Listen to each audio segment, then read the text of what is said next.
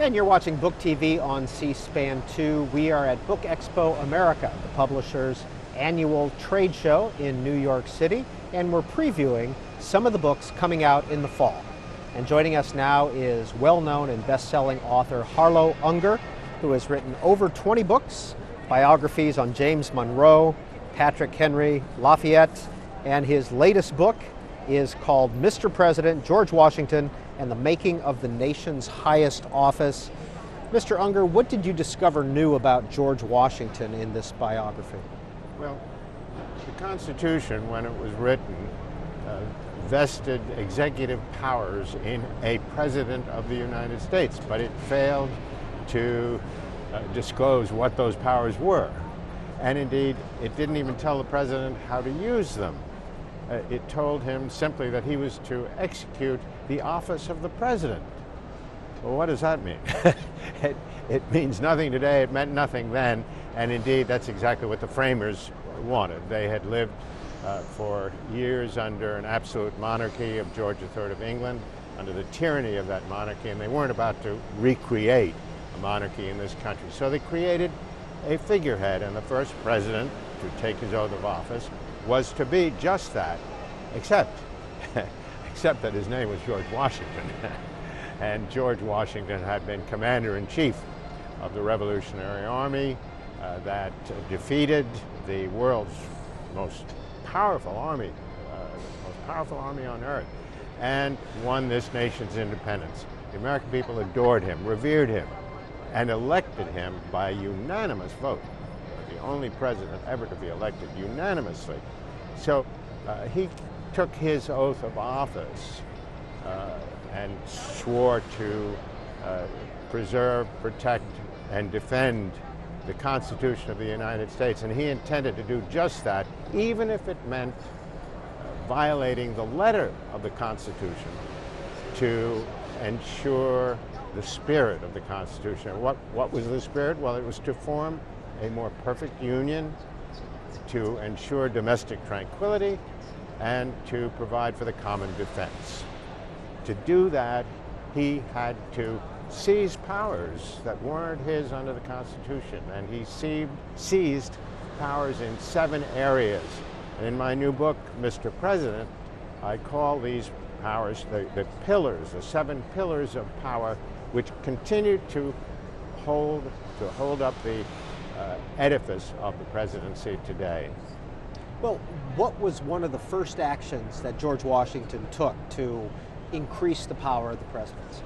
Interestingly enough, he took us to war without the consent of Congress. Congress wasn't even in session. But the Indians in the West, and the Indians were considered foreign nations then, the Indians in the West were attacking American settlers in the wilderness. And he just wouldn't tolerate that, and he told General Wayne, Mad Anthony Wayne, to raise an army and go to war with the Indians, and that's exactly what Wayne did. You know, people said that President Nixon took us to war illegally in Cambodia, that George W. Bush took us to war illegally in Iraq, and they did. But Washington was first, and he set the precedent. He seized this power of the president to take us to war without the consent of Congress, and when he felt it was in the national interest. And we've gone to war more than a dozen times in our history, and Congress has declared war in only 5 of those conflicts. Every other one of those conflicts, the president has taken us to war unilaterally in violation of the Constitution, but to preserve in what the president saw at the time as protecting our national interest. Who were the leaders of Congress at the time, and were they opposed to this, and how did they oppose it? They were opposed, but they were out of session. Congress only met in 2 sessions, about 6 weeks each session a year, so most of the time Congress was out of session. The leader of the House of Representatives was James Madison, who became our 4th president.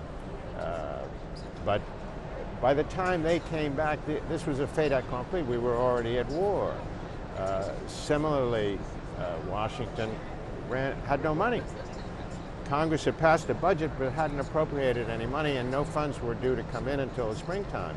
Meanwhile, the president had to run his office, so he sent Alexander Hamilton, the Secretary of Treasury, to the local banks to borrow money. And he spent it without the authorization of Congress. As a result of that, they created the Bank of the United States, which was the predecessor, historic predecessor of the Federal Reserve, which now has money from which the president can draw when Congress is not there. Congress still has to appropriate the funds and deposit them, see that they're deposited in the Federal Reserve. The president now has the right, simply because the precedent set by Washington, to spend money when he feels like it. And he does. So was there political discussion among the public about these actions, and what was the reaction? Well, yes and no. You must remember that at that time, there were only about a dozen or two newspapers. There was no radio or TV. So by the time news reached the public, it was often months old. And the public really was scattered across the nation. 95% of the people were farmers. They really minded their own business, tended their farms, and tried to feed their own families. So they were less concerned. The element of the public that was most concerned were the people in the handful of cities. There were about 5 or 6 cities along the coast. The bankers, of course, were concerned. And these were the concerned people of America. But it was a tiny minority. So, Mr. Unger, all that said, did George Washington poison his relationship with Congress for the next several years because of this action? No, it wasn't. It wasn't that he poisoned the atmosphere. As I said in my book, Mr. President, he really seized these powers. By the time Congress got back into session, this was a fait accompli. They tried to fight him several times, but the public was so behind Washington. He was George Washington, and no one in Congress could afford to have him quit. He was the only man. Jefferson said North and South are ready to fight each other, but if they have you to hang on, speaking to the President Washington, they will stay together. And his presence really was the glue that held this nation together. It was a dramatic period of history. Everybody thinks that the government is dysfunctional today because the Congress is at the... welcome to democracy, folks. As Hamilton said, if you want a smoothly functioning government, get a dictator.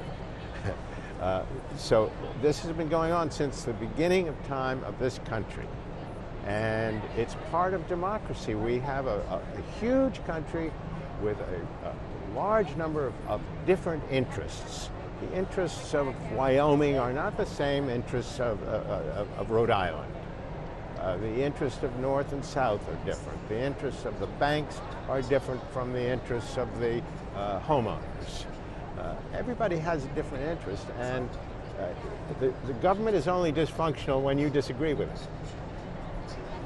This has been going on since the beginning of our democracy. And as I say in my book, Mr. President, George Washington held this together and set the precedents that created what some critics call the imperial presidency today, but nonetheless, it is the presidential structure, and it remains firm.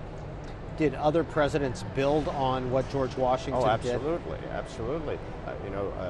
The Obama administration has just been criticized for investigating the press leaks. Well, John Adams asked Congress for a law called the Alien and Sedition Act and put 12 newspaper publishers in jail and one member of the House of Representatives for criticizing the president, just criticizing the government. They were put in jail. So none of the things that are happening in our democracy today is new. These things have been going on since the beginning of time, and it's the price we pay for living in a free society. Everybody else is not going to agree with us. Final question. in this preview of your book, Mr. President, what was the relationship between Thomas Jefferson and George Washington like? Very cold, because Jefferson was, in those days was called a Jacobin, today he'd be called a